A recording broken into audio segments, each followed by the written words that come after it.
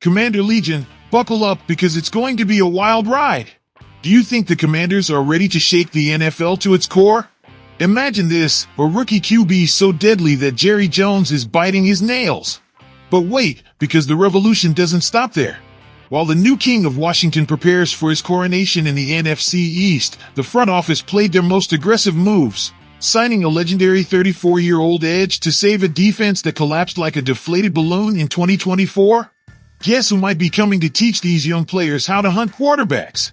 But what if I told you that Adam Peters is about to sacrifice young talent and first-round picks for a defensive monster that would scare even the Eagles? This is not a game, Legion. While Dallas is terrified about the future with Daniels, Washington is not just building a dynasty. They are imposing it. Will this be the year the defensive line becomes the NOGO zone thanks to a Titan with over 100 sacks?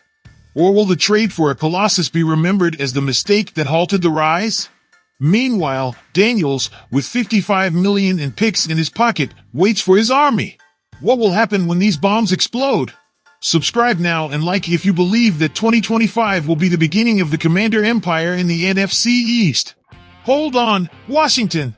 The Commanders are one step away from signing a future legend of football. But is it necessary? I have the controversy. I'm telling you right now. If the Commanders don't seize this opportunity, it will be a historic mistake. What am I talking about? Khalil Mack, none other than 8-time Pro Bowler, 3-time All-Pro, and top 5 in active sacks, is on the market. And according to Pro Football Focus, Washington is a potential destination. But now I ask you, do we really need a 34-year-old edge?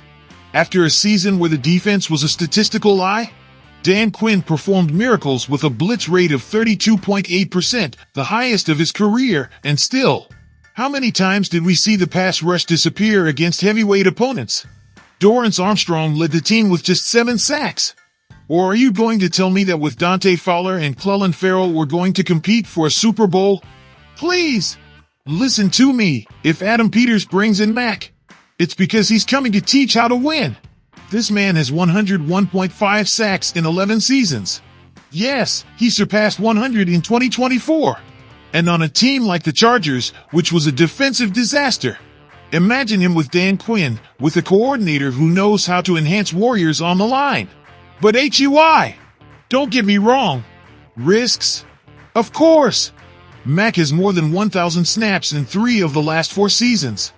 Will he withstand a winter in the NFC East? And his salary? It could cost us $15 to $18 million for 1 or 2 years. But I tell you this, would you rather invest in a rookie without guarantees, or in a Titan who already knows how to change games? And now the burning question, if the Commanders lose the postseason by 1 game, wouldn't it be worth betting on a game-changer like Mack?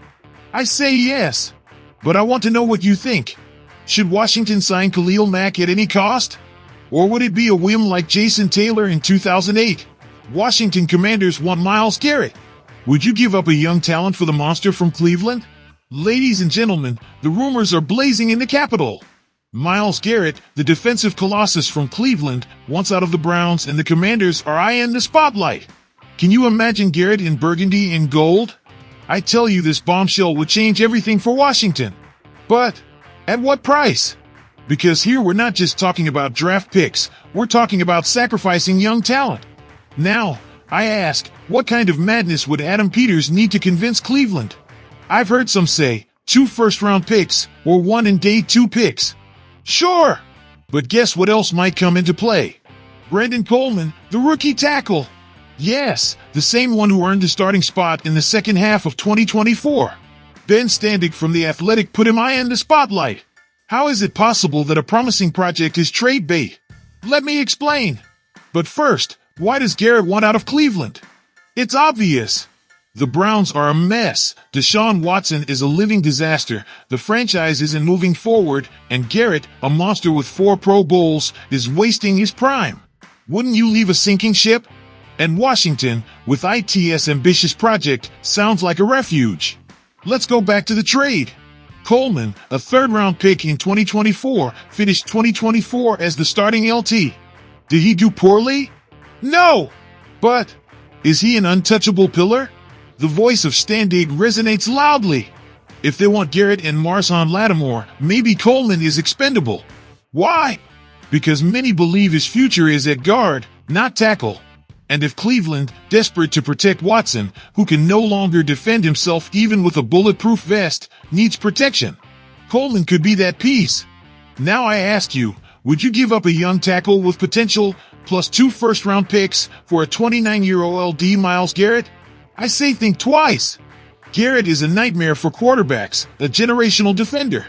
But is it worth dismantling the future? Adam Peters has to decide, build with patience or bet everything on a superstar? And here comes the big question for the fans. If Coleman ends up being a guard, wouldn't it be better to use him as trade bait? Because Garrett is not just any player. He's a beast that transforms a defense. Imagine him, Allen, Payne, and Lattimore. This is sports porn for fans. But wait, Cleveland denies wanting to negotiate. Until when? If they get 2 first-round picks and a Coleman, would they resist? I think not. And Washington, with Peters at the helm, could make the move. And watch out! If this happens, the NFC East trembles. Eagles, Cowboys. None would have oil to stop Garrett. But I repeat, is Coleman worth more as a future guard or as trade bait? That's the burning question for the front office. Now my opinion, Adam Peters has to take the risk. Garrett is a unique opportunity. Coleman, even if he has potential, is not a Pro Bowler. But 2 first-round picks plus him? That hurts. But in the NFL, champions are made with stars. And you, what would you do? Would you trade Brandon Coleman and first-round picks for Myles Garrett? Write in the comments, yes if you would risk everything, and no if you prefer to build with patience. The house is on fire. The storm has hit the NFC East, Legion. I'm telling you this, Commander Legion, Jerry Jones can't sleep. And do you know why? Washington has a serial killer dressed in burgundy and gold. Jaden Daniels didn't just arrive in the NFL. He tore through it like a Category 5 hurricane. But wait. Do you think Jerry Jones is scared? Of course he is. The Cowboys owner admitted it. His stomach turns at the thought of facing Daniels twice a year for the next 10 years. Now I ask you, what does Jaden Daniels have that makes a giant like Jones tremble? Skull, was it his 4.3 at the Combine? His 41 touchdowns at LSU? No, Legion. It's something more. It's that cold-blooded killer instinct on the field, that fire that led him to destroy defenses as a rookie. Washington has found it, the franchise QB they've been waiting for decades. And Adam Peters just lit the fuse. But be careful. Is this sustainable? Oh, yes. Because Daniels is not a flash in the pan, friends. This kid works as if every day were the Combine. Motivation? The defeat in the NFC Championship. That wound will take him to another level. And Washington, do you know what they have? $55 million in cap space and draft picks. Peters is going to surround Daniels with talent, and Dallas. Dallas? They have problems. Let's talk about the Cowboys, Legion. Micah Parsons demanding millions? Jerry Jones with no cap space, and Brian Schottenheimer as coach?